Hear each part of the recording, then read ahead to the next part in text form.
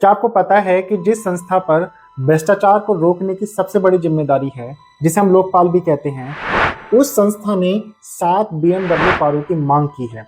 और यदि हम एक राउंड फिगर निकालें तो एक बीएमडब्ल्यू की कार की कीमत करीबन 70 लाख रुपए है। और यदि हम 7 कारों की कीमत की यहाँ पर कैलकुलेशन निकालें तो लगभग 5 करोड़ रुपए पड़ती है।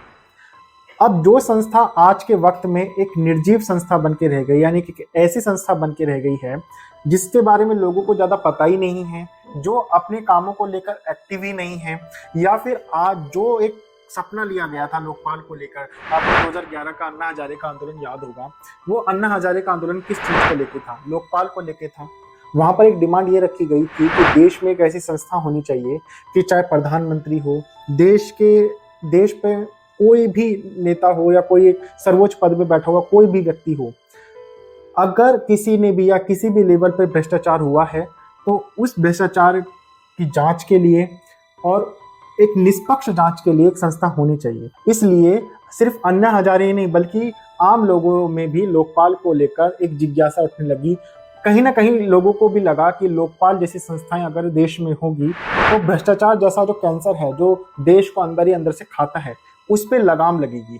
लेकिन आप खुद ही बताइए, क्या आपने अभी तक ऐसी कोई खबर सुनी है जहां पर लोकपाल ने कोई एक ऐसा बड़ा कदम उठाया हो जिससे ये निकल कर आया हो कि इससे भ्रष्टाचार पे लगाम लगी है या भ्रष्टाचार के बड़े लेवल पे कोई भांडा? नहीं सुना होगा आपने। वो इसलिए क्योंकि लोकपाल आज भी एक तरीके से सिर्फ कागज पर है, एक संस्था है, बस इसके अलावा कुछ नहीं है। अच्छा होता कि कार मांगने से बढ़िया ये संस्था मांग करती कि कुछ ऐसी पावर दी जाए इन्हें जिसकी वजह से क्लैरिटी मिले इनके कामों को और लोगों का विश्वास इस पे वापस से आ सके। काफी सारी चीजें ऐसी हैं, ऐसा नहीं है कि लोकपाल खुद अपने आप को कमजोर बनाए हुए हैं, नहीं। मैं आपको वीडियो में आगे बताऊंगा कि ऐसी क्या वजह हैं जिसकी वजह से लोकपाल आज एक बेजान बना हुआ है। आज लोकपाल एक ऐसी कंडीशन में है ना कि उसके होने और ना होने से कोई ज्यादा फर्क पड़ता नहीं। पता नहीं ऐसा क्यों हो रहा है कि जिस लोकपाल के लिए सरकार तक हटा दी गई थी केंद्र से, आज उस लोकपाल को लेकर लोग इतने संवेदनशील क्यों नहीं है? क्या भ्रष्टाचार देश में से खत्म हो गया है? 2013 में लोकपाल विधेयक पारित हुआ था। अब इसको जब मोदी सरकार आती है तो मोदी सरकार को भी 6 साल लग जाते हैं संस्था के सदस्यों को नियुक्त करने में। 2019 में पहली बार इस संस्था के सदस्यों को नियुक्त किया गया, लेकिन आज भी यह संस्था सिर्फ कागजों पर है। एक ऐसी आलसी संस्था बन गई है कि नाम के लिए है कि हाँ भाई हमारे पास लोकपाल है, हमारे पास लोकायुक्त है। संविधान सभा में जब गणतंत्र शब्द पर डिस्कस हुआ था तो उसमें निकल के आया कि गणतंत्र का क्या मतलब। देखिए, एक ऐसा सिस्टम होना चाहिए जो सत्ता पर नजर बनाए रखे, उसकी जवाबदेही तय करे। अब ये भी सवाल आया कि मान लीजिए पुलिस है, अगर पुलिस सबकी निगरानी रखेगी, पुलिस सब पे निगरानी रखेगी तो पुलिस पे कौन निगरानी रखेगा? तो वहां से जन्म लिया था लोकपाल ने। वहां से एक सोच निकल के आई थी कि एक ऐसा सिस्टम होना चाहिए, एक ऐसी संस्था होनी चाहिए जो सभी पर नजर रखे, जो निष्पक्ष हो।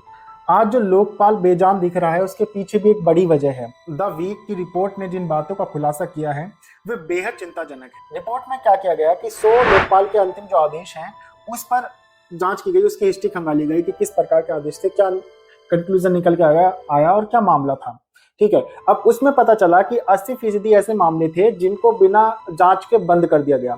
अब ऐसा नहीं है कि इसमें लोकपाल की गलती है, नहीं, ये 80% ऐसे मामले थे जो लोकपाल के क्षेत्राधिकार से बाहर थे, यानी कि उनके पावर से बाहर के थे। कुछ मामले ऐसे थे जो 7 साल से भी ज्यादा पुराने थे, कुछ मामले ऐसे थे जिसपे लोकपाल डायरेक्ट हस्तक्षेप कर ही नहीं सकते थे, इंटरफेयर कर ही नहीं सकते थे, कुछ मामले ऐसे थे जो लोकपाल के दायरे में नहीं आते हैं किसी भी तरीके से। तो कहने का मतलब ये है कि लोकपाल की को लेकर क्लैरिटी नहीं है, लोकपाल की शक्तियों को लेकर क्लैरिटी नहीं है। इस पे काम करना जरूरी है, लोकपाल की शक्तियों को और मजबूत बनाना जरूरी है।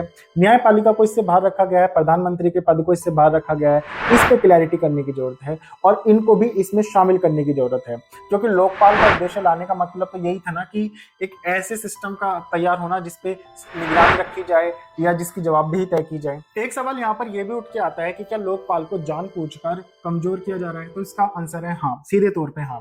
अगर लोकपाल मजबूत होता है तो इसका सबसे ज्यादा नुकसान किन को होगा? ऑफ कोर्स पॉलिटिकल चीजों को होगा। जानबूझकर कमजोर इसलिए बनाया जा रहा है क्योंकि अगर लोकपाल मजबूत होता है तो इसका सीधा असर पॉलिटिकल चीजों पे ज्यादा पड़ेगा। जो नेता, जो बड़े बड़े अधिकारी भ्रष्टाचार करके बैठे हुए हैं और पॉलिटिकल चीजों को फुल सपोर्ट करते हैं, उन पर जांच बैठ जाएगी, वो बेनकाब हो जाएंगे। इन सब चीजों को लेकर आपका क्या कहना है जरूर बताइएगा। यदि आप मुझे यूट्यूब पे देख रहे हैं तो प्लीज जरूर चैनल को सब्सक्राइब कीजिएगा। यदि आप मुझे फेसबुक और इंस्टाग्राम पे देख रहे हैं तो मेरे पेज को जरूर फॉलो कीजिएगा। मैं मिलूंगा आपसे अगली वीडियो में फिर किसी मुद्दे के साथ। तब तक के लिए नमस्कार।